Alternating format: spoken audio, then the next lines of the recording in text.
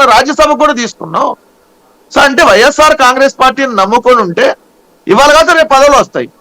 But ఇక్కడ మా target, మేము పెట్టుకున్న టార్గెట్ ప్రకారం ఒక్క సీటు కూడా ఓడిపోకూడదు, ప్రతి సీటు గెలవాలనేటటువంటి టార్గెట్ తో మేము వెళ్తున్నప్పుడు ప్రతి సీటు ఇంపార్టెంట్. అంటే కుప్పం నుంచి ప్రతి సీటు కూడా మాకు ఇంపార్టెంట్ గా మేము అనుకున్నప్పుడు మార్పులు చేర్పులు ఉంటాయి. దీంట్లో తప్పేంటి? అసలు దీని మీద డిస్కషన్ ఏంటి? ఇందాక చౌదరి గారు అన్నట్టు ఏమన్నా విత్డ్రా చేసుకున్నారా నిన్న రిలీజ్ చేసి లిస్ట్? లేదు సాయి గారు.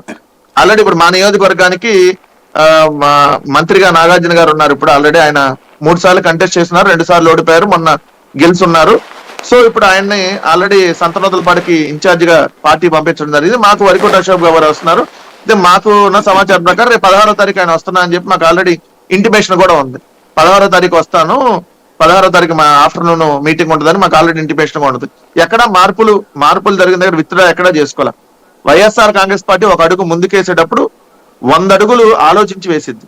వేసిన తర్వాత మళ్ళీ వెనక్కి తీసుకోవడం అనేది పార్టీ తరఫున ఎప్పుడు ఉండదు. మీరు ఆల్రెడీ ఇప్పుడు ఇన్ఛార్జీలుగా ఉన్నటువంటిది ఆల్రెడీ 2019లోనే గెలిచినటువంటి సందర్భంలోనే ఆల రామకృష్ణారెడ్డి గారు చెప్పారు, నేను 2024లో కంటెస్ట్ చేయను, ఇక్కడ నుంచి ఆల్రెడీ ఇక్కడ బీసీ అభ్యర్థి ఉండేటటువంటి అవకాశం ఉంటుందని చెప్పి.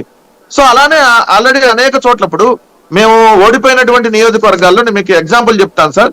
టెక్కిలి అంతకుముందు పేరాడి తిలక్ మాకు ఇన్ఛార్జ్, ఆయన ప్లేస్ లో ఇప్పుడు దువ్వాడ శ్రీనివాస్ గారు భార్య దువ్వాడ వాణి గారిని ఇన్ఛార్జ్ గా నియమించాం.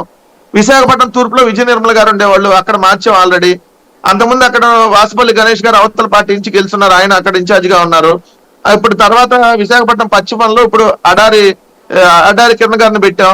పెద్దాపురంలో అంతకుముందు తోటవాణి గారు ఇన్ఛార్జ్ ఓడిపోయి ఉన్నారు, దొరబాబు గారిని ఇన్ఛార్జ్ గా ఇప్పుడు పెట్టి నడుపుతా ఉన్నాం. సో అలా అనేక నియోజకవర్గాలు, మండపేటలో సుభాష్ చంద్రబోస్ గారు మొన్నటిదాకా ఆయన కంటెస్ట్ చేసిన అభ్యర్థి, ఇప్పుడు తోట త్రిమూర్తులు గారు, అలా ఆల్రెడీ ఓడిపోయిన చోట ముందే మేము ఆల్రెడీ ఇన్ఛార్జీలుగా పెట్టాం. ఇప్పుడు కుప్పం ఉంది, చంద్రబాబు గారు ఆల్రెడీ ఆయన చనిపోయి ఉన్నారు. సో వాళ్ళ అబ్బాయిని ఆల్రెడీ ఇప్పుడు ఇన్ఛార్జ్ గా ఎమ్మెల్సీగా రేపు పొద్దున గెలిస్తే మంత్రిగా కూడా అనౌన్స్ చేయడం జరిగింది. మొట్టమొదట ఓడిపోయినటువంటి నియోజకవర్గాలు మన దేవినేని అవినాష్ అక్కడ విజయవాడకు సంబంధించి.